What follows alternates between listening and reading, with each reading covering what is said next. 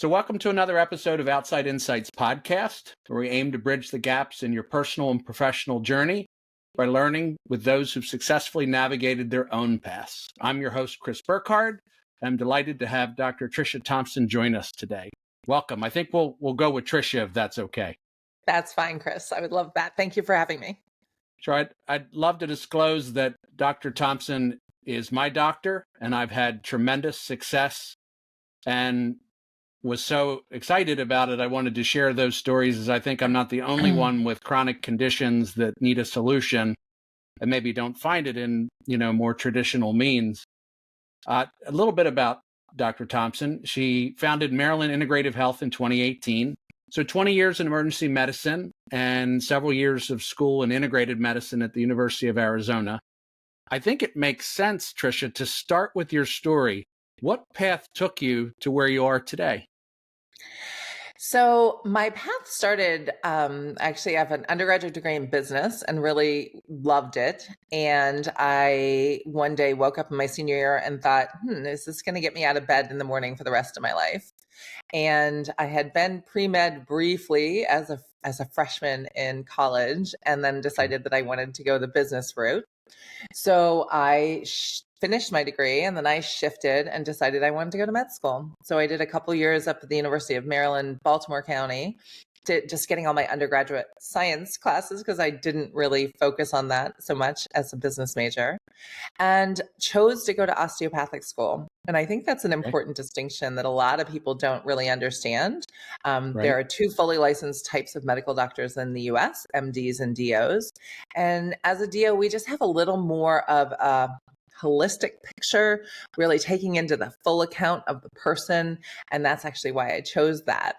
Then I ended up doing emergency medicine. I trained in the Bronx in New York at a place called St. Barnabas, where we saw 100,000 patients a year, level 1 trauma center, pretty on fire sort of location, and successfully practiced emergency medicine for 20 years, mostly in Maryland on the Eastern Shore, at a big hospital called, it's Tidal Health now, but Peninsula Regional Medical Center and Atlantic General. And I loved acute care. And I still do. I think if we, it's one of the things in this country we do the best when the system is working, and the system is a challenge that we can dive into if we want. Right. And over time, I just kind of lost my passion for it, mostly because a lot of the people I was seeing were not there for life-threatening emergencies. They weren't, major traumas or car accidents or heart attacks or whatever. They were people with chronic illness who had never been told there was a way to fix it. So people with irritable bowel syndrome that were just having a really bad flare, or people with autoimmune disease who needed steroids or other things to kind of calm down their system. And they would come into the ER and nobody had ever told them, hey, your diabetes is reversible. Like, if we change your lifestyle, if we change your diet. And they've been told by their doctor, eat better, work out more, whatever. But none of that really sticks unless you have a plan to do that. So and I thought about this for a long time before I did it, but in 2015, I started the fellowship in integrative medicine with Andrew Weil at the University of Arizona. And that was a total game changer. Literally being in the room with 100 other physicians, mostly, who were on that same path, that like, how do we fix this thing instead of just putting a Band-Aid on it, which is really what we were taught in medical school, to give a drug to solve a problem. And the drugs don't solve the problem. They just help you to deal with the symptoms for longer. So that was a big game changer for me. And that's kind of the beginning of how I ended up here. And then I studied under Mark Hyman and a bunch of other amazing functional medicine doctors with the Institute for Functional Medicine, and really saw a completely different picture of health, the systems-based approach instead of the each system-based approach. So not just, you have a headache, go see the neurologist, you have, chest pain, go see the cardiologist, but how do you put all of those things together? Because it's all connected. And that's, I think, a big piece of what we've lost with modern allopathic medicine. It's gotten so siloed that nobody's looking at the big picture anymore.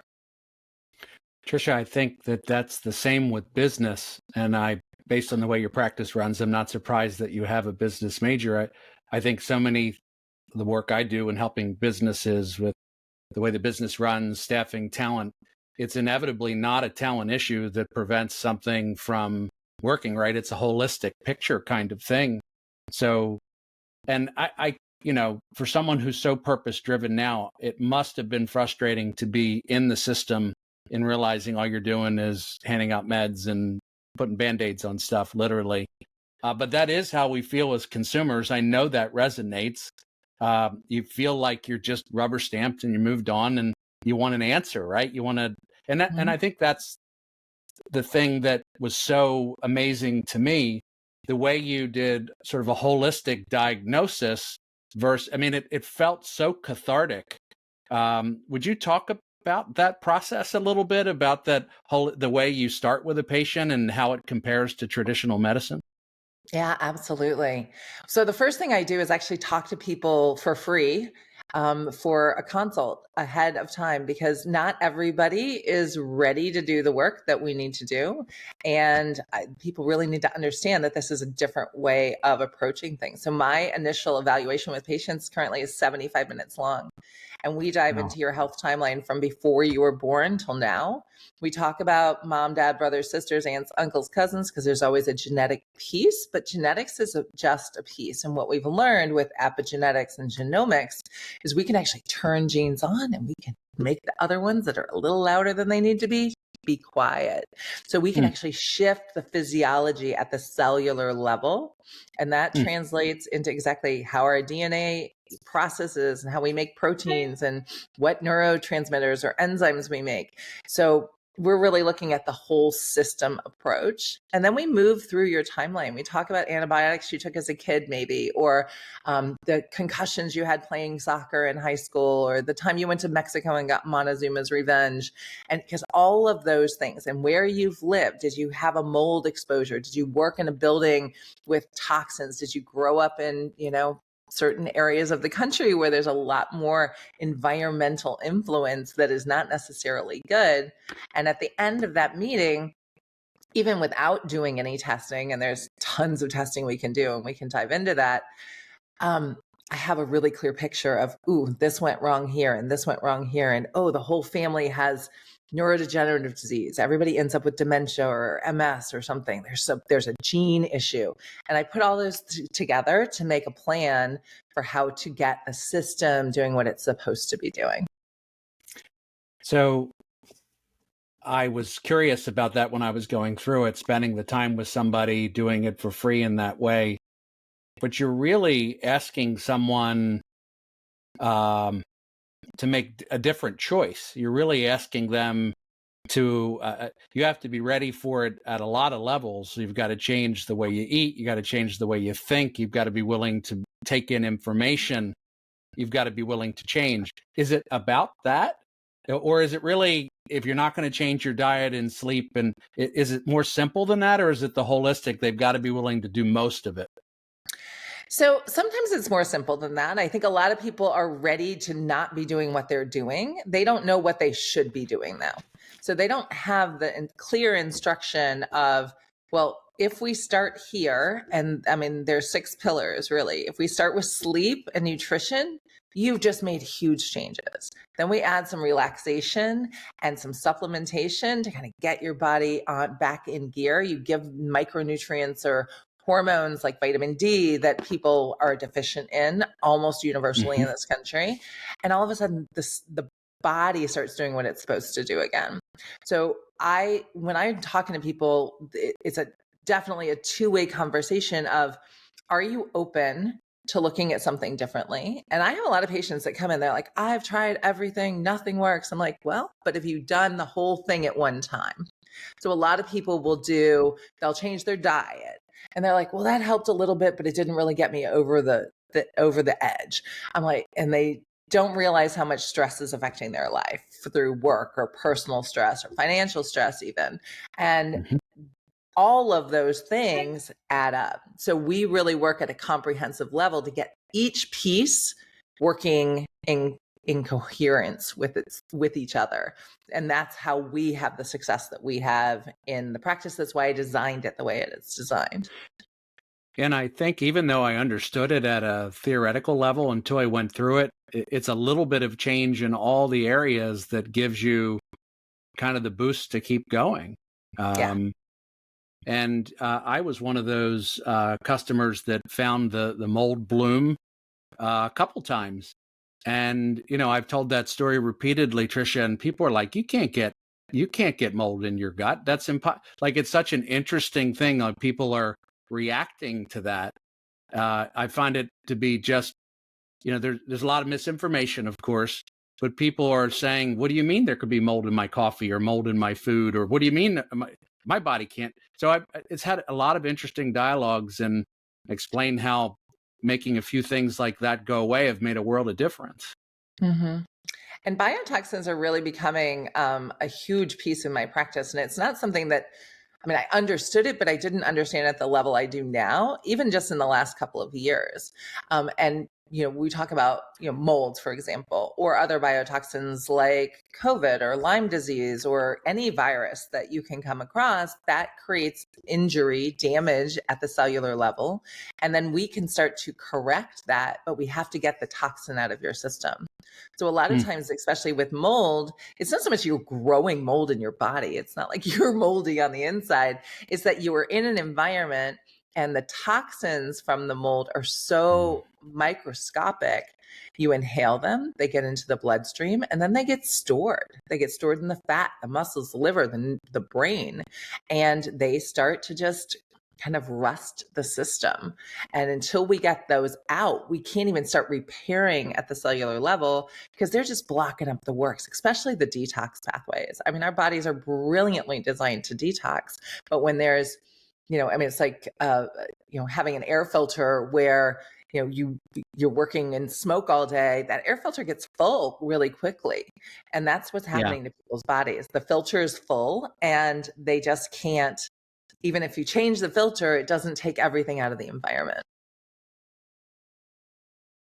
I think realizing it took 3, 4, 5, 6 months to change that filter, that it wasn't an instant fix, but how good I felt as that happened. Just to back up, what is the degree like for functional medicine? I don't think people have a lot of information on that. I realize it's a holistic view, but how would you contrast it to the other part of your medical degree? So, the physiology, the biochemistry is the same, right? And I think, and one big issue I think we have with functional medicine practitioners versus physicians who also practice functional medicine is that sometimes we don't know what we don't know. So the depth of understanding, I think, is really important. So I think having both sides of that picture are essential, honestly, because people are complicated, and especially people who are coming to me with years of symptoms. We have to kind of dial into all of that. But as far as the training goes, there's multiple different ways to get certified in functional medicine, and there is a board certification. There's also board certification in integrative medicine. There's a board certification in anti-aging medicine, and there's a lot of overlap in those different specialties, if you will. So it's usually several years of additional training, and you can sit for an exam. I have chosen not yet to do that just because I have so much experience and I've sat for a lot of exams. So not done that at this point. So I was thinking about how I showed up at your doorstep. Frustrated, exasperated, been to a couple of other very good doctors. As you were saying, they wanted me to take drugs. They wanted me to take the next course of treatment. But who's the typical customer that shows up at your doorstep, and how do they find you? So I do a lot of social media. So I put a lot of information out on Facebook, Instagram, trying to expand that a bit, although it's not been my haven't had a lot of time to do that, but a lot of Understood. people will find me that way. A lot of people find me through word of mouth. So there are a Yes, lot of other physicians and other patients, because once you see the difference, it's easy for people to convince their friends, hey, you should go check this out. So, yeah, excuse me, most of my of patients course. come with a diagnosis, or what I call a label. And, it may be an autoimmune disease like Hashimoto's thyroiditis or multiple sclerosis. It can be, a lot of times the GI docs are sending me their patients because they have all these IBS people. I call it irritable bullshit syndrome. Am I allowed to say that? Of course you are. And yeah, it's a diagnosis of exclusion. It just means that your gut doesn't work the way it's supposed to. But when we do the colonoscopy, the endoscopy, give all the drugs, nothing seems to help. And people come because they're frustrated with just not getting answers. And they've tried all the pills, they've tried the shots, they've tried, there's a medication out there for IBS called Linzess. It's like $800 a month to help with their constipation and bloating, and it doesn't work, or it works in And they very may few not be getting any people. relief at So all. they come because they're ready to do something different, and they've been to all the specialists, and they just want somebody to put the whole picture together, and they want to know why. Like, I'm such a curious person. I always want to know why something's happening. So even when a patient comes to me and says, well, this is what's going on, and this is that label, this label, this label, I'm like, okay, just tell me your symptoms, and then we can work backwards. So it's a different way of looking at the whole picture of health. And most of my patients come because they're frustrated and they want another solution. I think that's certainly the case. So I've been battling rheumatoid arthritis for 4 years. Felt like I was wearing a water suit all the time.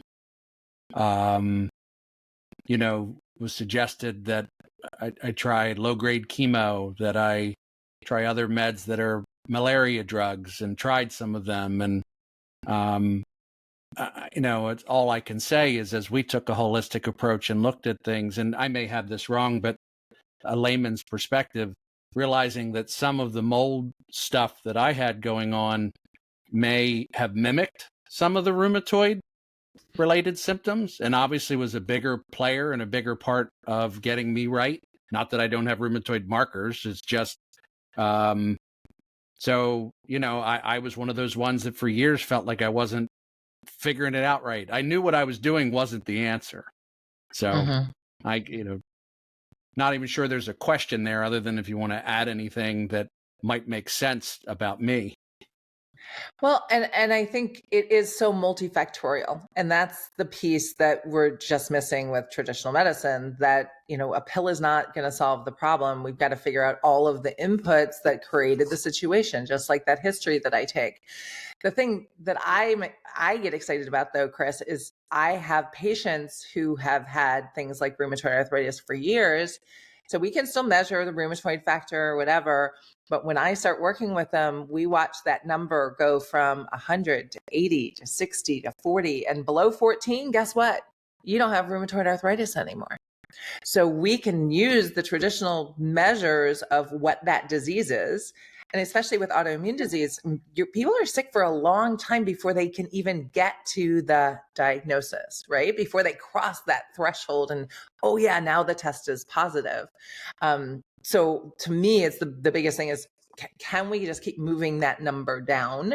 And once we move it down for long enough, then that's a disease, that's a past thing. I had rheumatoid arthritis. It's not something that you currently have to have forever.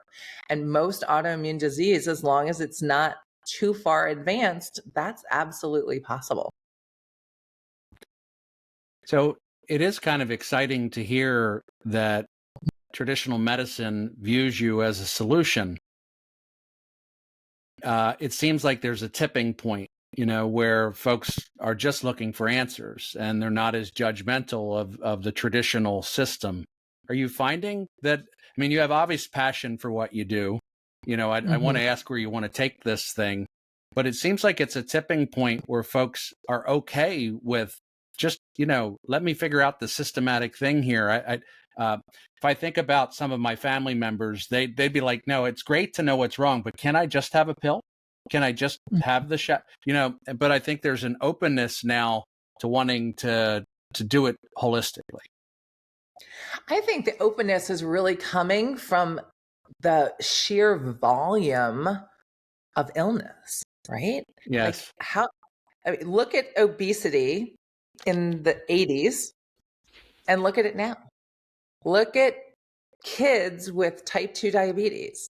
Look at all of the neurodegenerative disorders that are out there, whether they're in children or they're in adults. This stuff didn't exist 50 years ago, right? Like autism wasn't a thing. Why is autism all of a sudden growing at an exponential rate? We have to look at those root causes. It's got to be our environment. It's got to be our food. It's got to be the things that we're taking in. And, a lot of the, and I'll call them experiments. I mean, we don't know where this is going. I look at peptides now. Peptides are hot numbers, right? We talk semaglutide, all this stuff for diabetes or obesity. And yeah, they work. And what's a peptide? It's the smallest protein. And, all of a sudden, now all of the pharmaceutical companies are getting to own them instead of them being just a compound like vitamin C, where some functional medicine doctors have been using peptides for 20 years. And do they work? Yeah. But what is the consequence of putting everybody on a semaglutide or something like that? There's a lot of side effects. There's a lot of potential dangers. And why do we need that? Right? Look at depression. How many people do you know that are depressed or on an antidepressant or have anxiety? Anxiety, I have a great compassion for people that feel anxious all the time. But why is everybody anxious all the time? That's what I'm trying to get to. Like, why is this happening? Because it didn't used to be this way. So I think the tide will big time shift. I think this is the future of healthcare. And even for well-studied changes in medicine, it takes 15 years for the average physician to accept a new technology. Okay. And it's not because we're not the best and the brightest, because we are. It's because there's this indoctrination of, ooh, is it safe? First, do no harm. And what we're learning is that the simpler we get, the less harm we do. But everybody, like you said, isn't open to that. They want a pill. They want their doctor to say, no, you do this, you take this, you'll be better. And they don't want to take responsibility. It's like anything else in life. If you want to be successful in business, what do you have to do? You got to show up every day. You got to do the work. Thought into it. You've got to communicate about it. And it's not different with your health, but you've got to be willing to do the work. You are right. One of the modules that my wife Kim and I still talk about is, there's all kinds of learnings, but it was plastics in the food, plastics in the house, the environmental influence of what we're putting our food in, what we're drinking it out of. And it's just another example of what you're talking about, of the changes we've made to this world in the last 75 years and the experiment of it, and what it's doing to us, and therefore what's going to take to fix that. I have to ask, how does the healthcare environment respond to what you do? What's that like? Is it a battle, or they embrace you? Do they say, Trish, come here, let me give you a hug? Is it great? Or is it something that'll take time to get them to understand? I think it's going to take time. I think we're a lot more accepted than maybe even 10 years ago. I have colleagues. I had a patient that I started with the other day who went to her primary physician and said, well, I've been working with this doctor, and she had 2 sets of lab numbers, right? Traditional lab numbers. And the doctor was like, wow, this is really great. Like, your cholesterol is down and your triglycerides are down and your A1C is down. And all these things look so good. She's like, well, what are you doing? And she said, well, I'm working with a functional medicine doctor. And the woman said, I don't believe in that, to her face. Once she got, even though the results reflected.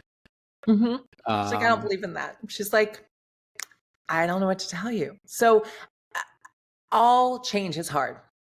And change in an environment like I do give doctors a big pass. And because, okay, so it's like if you're a kid, you grow up in an abusive household, you walk in the door every day after school and you get backhanded, that's normal, right? You don't Yeah, know it that that becomes doesn't normal. happen to everybody. So Right. the norm in traditional allopathic medical training is talk to the patient, do a physical exam, order some tests, make a diagnosis, put a label on it, and give a drug that solves the diagnosis. Mm. And that's how I was trained.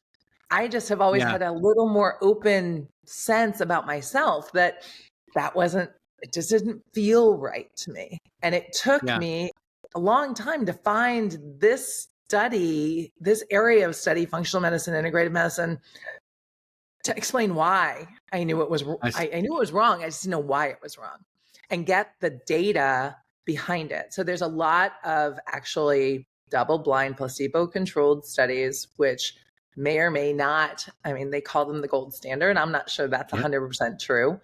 Right. And we look at things like the blue zones, right? So we Yep. look at the areas where people live the longest and are the healthiest and are on the least medications. And what do they all have in common? They have community, they have Mhm. good food. They have physical activity every day. And it's not going to the gym and plodding It's on the real life treadmill. stuff, right? It's real Right. life They live movement. there. Yeah. They live in a mountainous area. So they walk up the hill. They meet their friends for coffee. They walk down the hill. They go get the fish from the market. Um, and they choose foods that are simple. I believe that food has one ingredient. A steak is a steak, an apple is an apple, a broccoli is a broccoli. Like it's not this thing that's in the center of the grocery store in the frozen aisle. You know, broccoli Understood. with whatever. If and people say can't pronounce it, don't eat it. But really, it's more simple than that. It's just each food has to be its own food, and then what are we doing to the food? So that's a whole nother, and it's a bit of a passion of mine, kind of agriculture and why we're growing food the way we are and what the barriers to growing, we can call it organic or just clean. Like it doesn't necessarily have to be organic. It just needs to not have a bunch of crap on it. And the soil has to be taken care of. So how do we regenerate the soil? That's a whole fun. I get all excited about Well, that. But and there's a lot of lessons around that, and my family devoured that. Do you think are farmers markets the answer? Is that I think locally sourced stuff, yeah, as much as you can, as long as we know they're growing it clean. And yeah, sometimes they are, sometimes they're not. But I think, and it's not just not trucking stuff, 3,000 miles away and 3,000? the cost and the wear and tear on the earth and all that other stuff from doing that. It's that if I pick the broccoli from my garden today and eat it today, it's got more nutrients than if it sits in my refrigerator, even if it came from my garden 3 days later. So can you eat the stuff coming out of the soil as quickly as possible? Can you eat stuff with dirt on it? I mean, those microbes, and we haven't really even dived into the microbiome and all of that, those bacteria are designed to work with us. It's almost like they're little parasites that help us digest our food. They help us absorb our nutrients. And when they're out of balance, then they create their own waste products. And those waste products are actually toxic to us if they're not in the right balance. So, yeah. I think one of the challenges is I'm a patient, a student, and it's not easy to talk about. Mhm. You could pick a topic, and you do seminars or you do talks about it or articles. There's so much to pay attention to when you're looking at that whole system. Where do you think people can start? Where do you recommend they start? So with the education or with the life, with changing their health? I think it is what I meant. There's a process you go through to become a consumer, to become a buyer. So they've got a lot to learn to work with someone like you. And, you just talked about food and one big part of it. We touched on sleep just a second. Where can people decide if they want to even begin this journey? And it can be about working with you, But where do they get their basic knowledge first to begin to feel comfortable with this? I mean, Again, I just want a pill. I didn't want all that. I don't want to know, Trish, I don't want to know all that about my food, right? But I do think people want this information. Yeah, I think the first step is always getting curious. And Yes. then there are some, experts in the field who really have done a great job of just getting the information out. Mark Yep. Hyman is one that I Yep. mentioned. Yep. He actually has a podcast called The Doctor's Pharmacy with an F. Okay. And I would go back to the first one. So it was probably 5 years ago now, and it's a Okay. weekly podcast. It's gotten a little more commercial than I would like to see it, but Yes. it's about the information that our environment is giving us and we're giving back to our environment. So opening Understood. your eyes and saying, oh, really? Like just that extra half an hour of sleep, or making sure you're dreaming every night. It changes how your brain works. It changes how you connect the dots and store information. So I think getting curious is one thing. Andrew Weil has also done an amazing job of this over the years. He's got several, cookbooks out, and so those are guys that I think of as kind of opened the door for a lot of people to just hear it in a different way. Yeah. And we've got to take doctors off a pedestal. I mean, there was definitely a time where there was so much mystery around health and medicine, and it is. I mean, how many other people in the world train for as many years as we train? I mean, there's a lot of education, and there's so much information in there. And in today's modern era, there's so much misinformation out there that I spend a lot of time kind of contradicting and cajoling, and like, what is that? Does that even feel right to you? Because people come in on all these crazy diets, let's say, so carnivore diet, or never eat an animal, where we must be 100% plant-based whole food. Like, we don't have to be perfect, like you said earlier. It's not about perfection. It's about little steps at a time. So the first things are always, how can you relax a little bit more? How can you sleep a little bit better? Every time you make a food choice, can you make a little better choice? Every time you buy a cosmetic, there's Environmental Working Group does a great job. So I send a lot of people to their website. It's ewg.org. They look at all of that, pesticides and what's in the food, the clean 15, the dirty dozen. Like, what do we need to be eating organic? What doesn't it really matter? Bananas don't really matter. I mean, the stuff's not getting in there. Avocados don't probably really matter. But other things like strawberries, one of the most toxic fruits that are out there because of how they're treated, of the pesticides that go on and into the strawberry. But strawberries are amazing. They have so many phytonutrients that we can't get anywhere else. So every time you can make a choice, just make one little bit of a better choice than you would otherwise. I think when you were talking about the cosmetics, at the end of every week's lesson, which is sort of what this is about, you spend time with a coach and you spend time with Tricia. But I tell you, the stuff that went away in our house each week as we went through each thing was an amazing lesson. Whether it was, I think we did really well with what we clean with, but the surprise was the cosmetics. And we thought we were tight there, but you still found out a lot of surprises along the way. Yeah.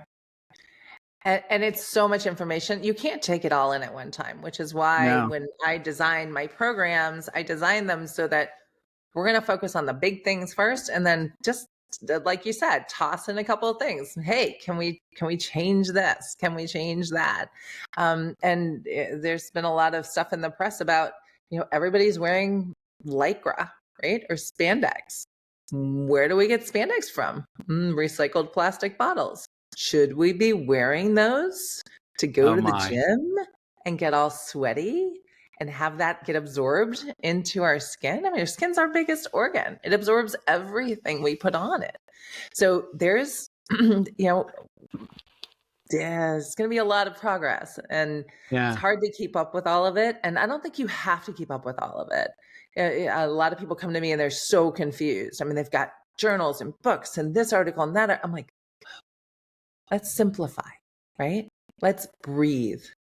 So one of the things I know I taught you was something called 4-7-8 breath, which is an amazing tool to activate the parasympathetic nervous system. His reminder, just sticky Yes, note. my reminder. Keep Uh-huh. going. Yep. So 4-7-8 breath activates the parasympathetic nervous system, which is our rest and digest nervous system. And when we're in the opposite of that, which is sympathetic, both of these are automatic. They call them the autonomic nervous system. They were designed to keep us alive. So the sympathetic is there because when the tiger walks into my room, I need my heart rate to go up. I need my respiratory rate to go up. I need my muscles to have more blood so I can punch the tiger in the nose or run away. I need my thinking brain to get turned down a little bit because I don't need to be analyzing the tiger. How old is she? How long are her teeth? None of that matters right now. The only thing that matters is my instinct brain, my reptilian brain or limbic nervous system saying, okay, no, go out the door, go out the window. Like, how do I solve this problem? And 5,000 years ago when we were living in caves or longer than that, how long would that have lasted? Right?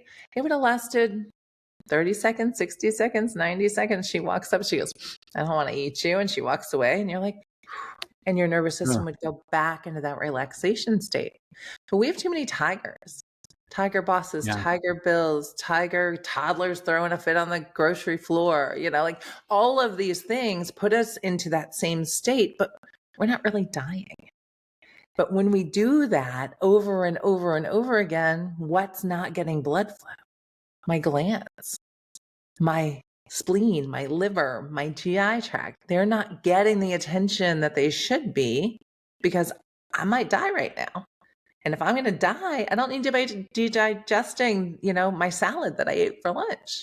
That's not important. Right. That'll wait. So really getting into that nervous system balance, I think, is huge. And people don't really even realize how out of balance they are a lot of times. Do you have a sense of how many people live out of balance with their nervous system? Probably 90. Yeah. And when you have awareness of it, even like and you still can't some of get the in most balance, chill, that's even zen worse. type people that I know, or when you're you really trying dive to into it, and I say, Yes. let's do 4-7-8 breath. Let's see how you feel before and after. They're like, I'm really good this morning. I did my meditation and I sat with my food and I, played with my dog. And then we do the 4-7-8 breath and they're like, oh, wow, that's relaxing. Yes. And that's where we're supposed to be all the time. And our culture of run to here, run to there, never have a day off, like work all the time, take 1 week vacation, it's not enough. We have to come back to that every day, many, many times a day to really redevelop that balance. And then what else shifts? Our neurotransmitters shift. Our dopamine levels go up. We're happier. We're more relaxed. We're more at peace. And we don't get triggered by dumb stuff. There's always dumb stuff that comes along. We just don't get triggered by it anymore. We're like, okay, it's all good. I'm not dying. Nobody's dying here. I find this is my own way of thinking about it. I found that there all of a sudden there was like space between that I didn't react. Like there was this extra space because I was more calm that I didn't react to the dumb stuff. So I do know exactly what you're talking about. Keep going because it's so much information. I don't even know what to ask at this point. You should share what you get it. It's like a raving fan. I had a good experience. What else do you want to share? And because I think this is the kind of stuff that I hoped you'd share. Yeah. Well, I want to share that you were also a really good patient. So you listened, you heard, you went, you're a little bit of a skeptic at heart. Yes. And you're like, okay, but that makes sense. So I think the most important thing is we're having the conversation about it. Like, does it make sense to you that that's how our body is designed to be? So I believe our bodies only know how to heal. They're not designed to kill us off. If they were designed to kill us off, how we wouldn't still be here thousands and thousands of years later, right? So our bodies are designed to heal. If they're not healing, they're getting the wrong message. So Yes. if they're getting the wrong message, where is that message coming from? Is it coming from, the news feed? Is it coming from the solar system? Is it coming from the things that we're putting into our system that should be nourishing, but maybe aren't quite? So if we eat something that's healthier, like on the good side, but it has pesticides in it, our body goes, oh, yay, we got all these nutrients, and then goes, what am I going to do with this stuff? So our Right. bodies are still trying to figure it out, and we're animals, whether we like it or not. Yes. Well, I think one thing is you talked with me. It felt more like a business dialogue than treatment. So you gave me space to be a skeptic. And that was a really important thing. The other thing is, I've heard you talk about this, is I don't know if there were some things that you provided education on that I knew nothing about. But 90% of it in my household with my wife, I've either been told, we've thought about, or tried, right? It was the way it was put together, a common sense approach, how it, like you said, it was all of it that made sense. And I am curious about that because I've been in some groups where folks haven't been as exposed to things. For me, it wasn't hard because there was not a lot of so brand new, like I had to blow my mind to get on board with it. It was all stuff I kind of knew I should be doing, or I'd always wanted to learn about. I was open to it. Yet I think sometimes some of what you're talking about is brand new to your audience. A lot of what I'm talking about is brand new to my audience, a lot of it. And that's why I try to just keep it really simple. Like you don't need to go, this doesn't have to be fancy. Like the kiss thing works. Keep it simple, stupid. Like, how do you take in all that information at one time? You can't. So if we just say, okay, this week we're going to work on sleep and eating a little better. That's it. All I want you to do. I want you to listen. I want you to talk to your coaches. What's interesting about it. We have 3 coaches in our program currently. We have a success coach who's really focused on how do you change habits? How do you get clear on what you really want? A lot of my patients are in their 40s and 50s or even early 60s. So they're at this transition point in their life where they did the things they were going to do. Most of them have very successful careers. A lot of them are entrepreneurs. But what's next, right? If we don't pause and say, ooh, where am I and what do I really want? Then how are you ever going to get there? So I want to not be on medicines is a great goal. But what do I want to feel like not being on medicine? Do I want to have energy all day? Do I want to wake up feeling rested? Do I want my brain to be focused and calm instead of squirrel, squirrel, squirrel all over the place? What are those goals? So the success coach really helps people get clear on what do you really want? And then are you sure that's what you really want? And then what is a realistic timeline? Because, a goal without an endpoint isn't a goal, it's a dream. Like, how long is it going to take us to get there? Some people, it's a couple of weeks. Like, you want this? Yep, we can get you there in a couple of weeks. Some people, it's a couple of years. So it depends on how complex the patient is. But that's why I bring in the coaches. And then I have a nutrition coach who really focuses on the food plans and kind of long-term. What am I going to eat next? What am I going to maybe we take some things away for a while because they're really inflammatory. But does that mean you can't ever have a slice of pizza? Oh, of course you should have a slice of pizza. I believe God put all this fabulous food on the planet for us to eat. And we should be able to tolerate it all, at least in moderation. Although I haven't had a French fry since I met you. You haven't had a French fry? Since I met you. Okay. And it's not obviously it's my doing, right? It's my choice. But I agree with you. I think it's an interesting point because I'm the person that I have to stay rigid or I'll lose it. And I can't eat just one French fry as, or one slice of pizza. I can, but it's harder. It's easier for me to abstain. Well, and that certainly is a choice. And some people know themselves well enough, or they know themselves through this process well enough that if I go to a birthday party and I let myself have a piece of cake, that the rest of that sucker is going home with me. And I'm going to sit there with a fork and eat it all. And a lot of times those responses or those reactions, instead of, people that are really like diligent, they're like, no, I can have, 3 potato chips and not the whole bag. There are people that can do that. Other people's personalities don't really allow that. And I think a lot of that stuff goes back to kind of old trauma. Like, what were we doing with the whole bag of potato chips? Or what were we doing with eating the whole pizza? Or what were we comforting when we did that? And a lot of times that's old trauma. And as we work with people longer, we start to uncover that. So my third coach is a gentleman who does psychohypnotherapy. So he teaches this deep meditative training that really allows you to ask your body, what's it trying to tell me? I already said our bodies only know how to heal. So if it's not healing, what's my body telling me? Why is this wrong? Why is this off? And then what are the things that got me there? Because the things we do to protect ourselves or recover, especially in childhood when we've had a rough time in the past, they were there for a reason. They were there to help us. But as we age and we mature and we're successful and we have a safe home and we have people that love us and all of these other things, do we need those coping mechanisms anymore? Or are we just still using the old tools instead of picking up new tools?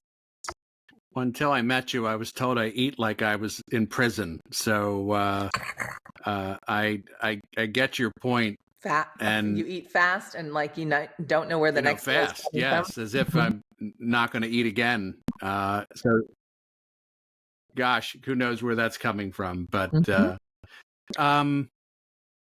what are your goals for your practice? What are your aspirational goals? If that's a fair question.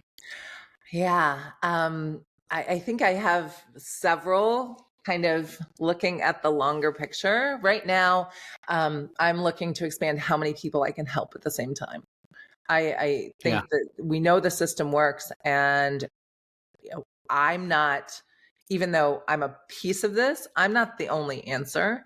And there are other practitioners and doctors who can do what I do. Yes. And we need that whole system together. So I'm looking to expand this pretty dramatically and increase my reach across the country. And ultimately, my big goal would be that functional medicine is accessible and affordable for anybody who wants it. It's not that way right now. Insurance covers very little, if any, of these type of practices. And when I send, an insurance company or a patient a super bill at the end of their treatment and say, okay, these were all the diagnoses, these were all the physician visits, these were all the coaching, this was all the group coaching. They look at it and they go, wow, like that's a lot. And the insurance companies are reimbursing for that now, some of them. But people also have got to get out of the mindset that somehow my insurance is there to protect me. It's not.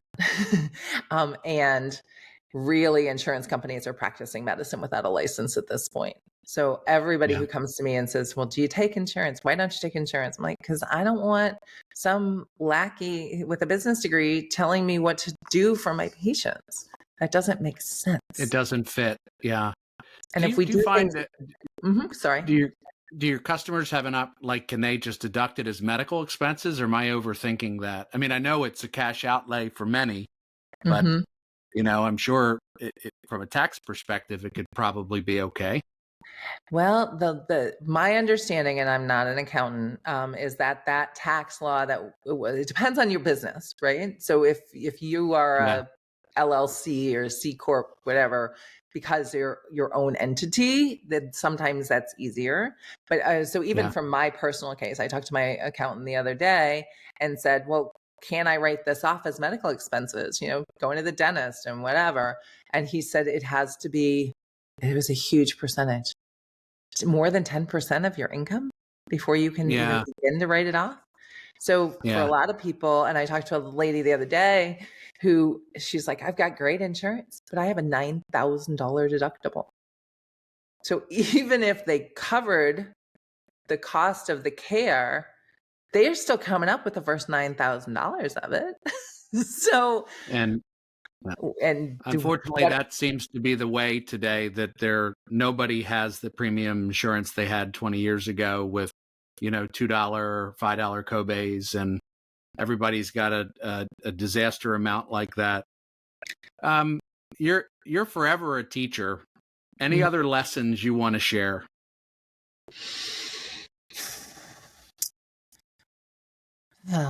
So I would say listen to your body.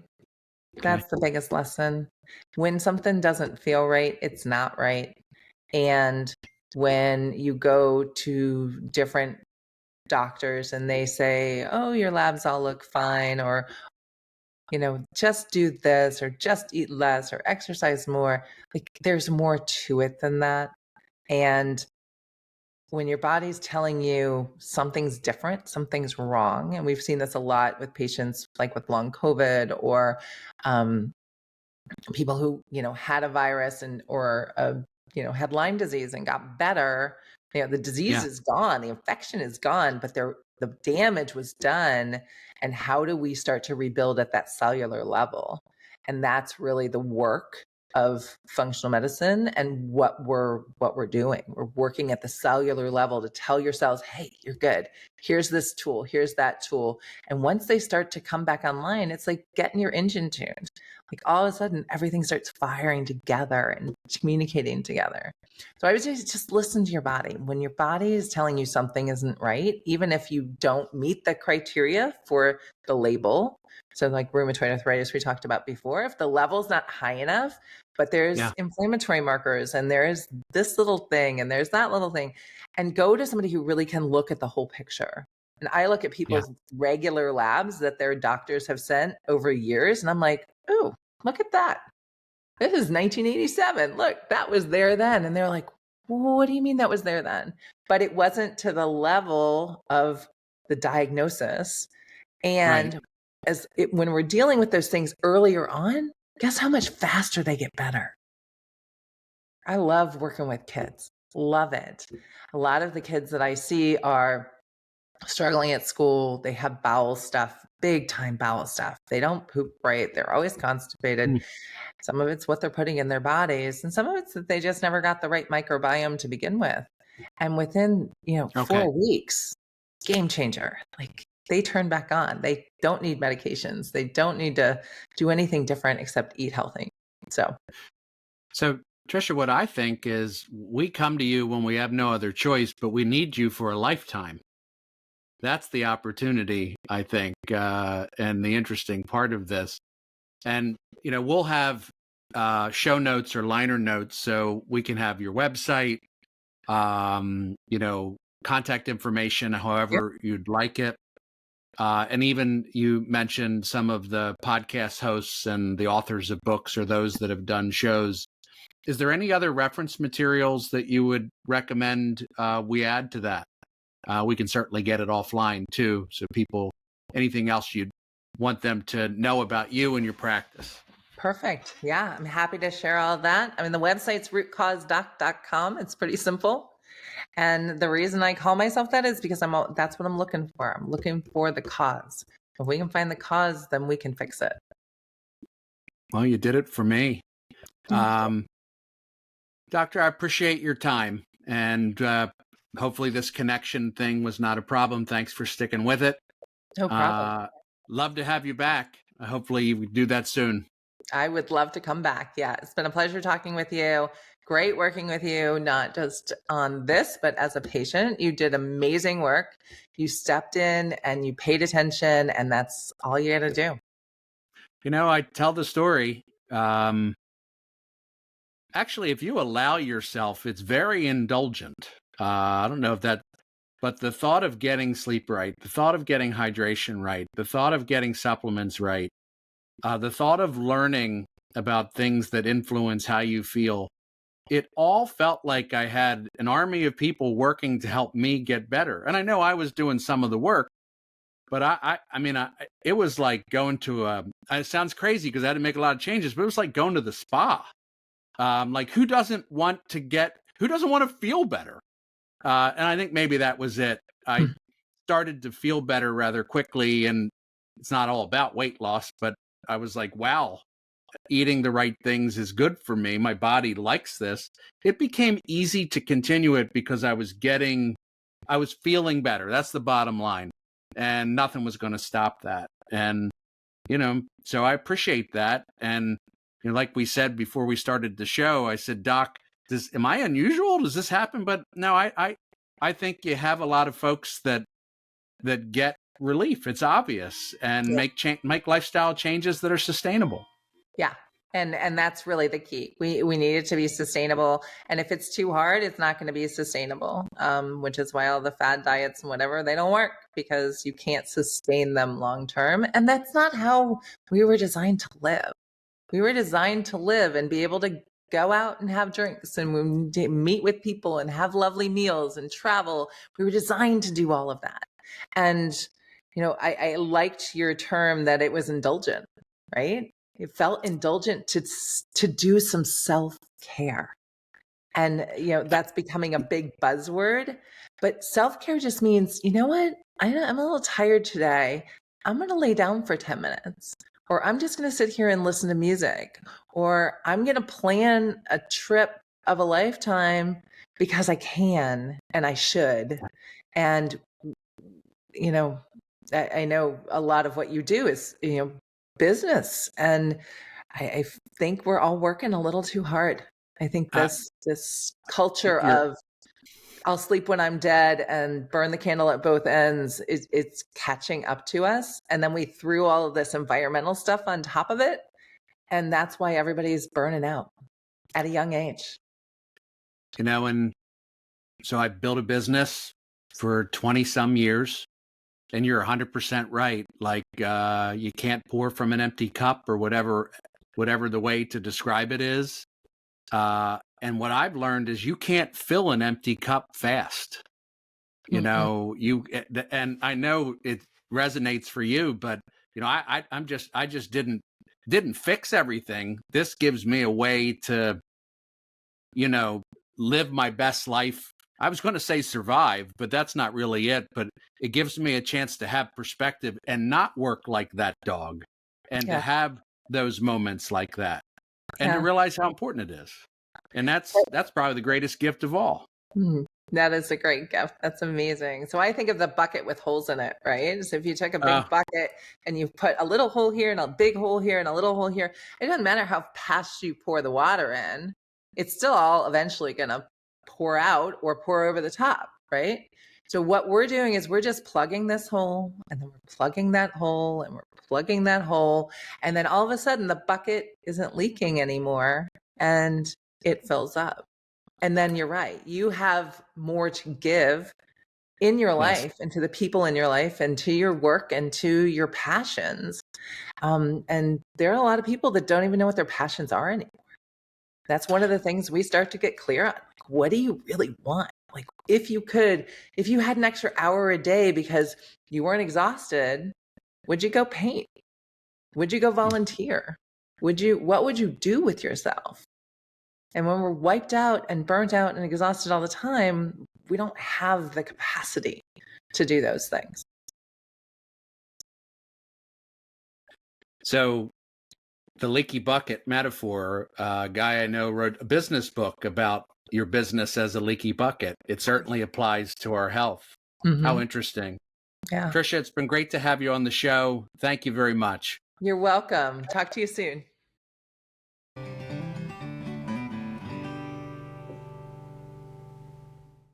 Last year, my dad, Alan Burkhardt, and I released our book, Opposite the Crowd.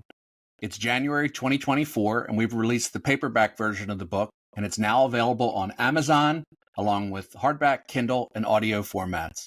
We've adjusted the price to be more accessible for everyone.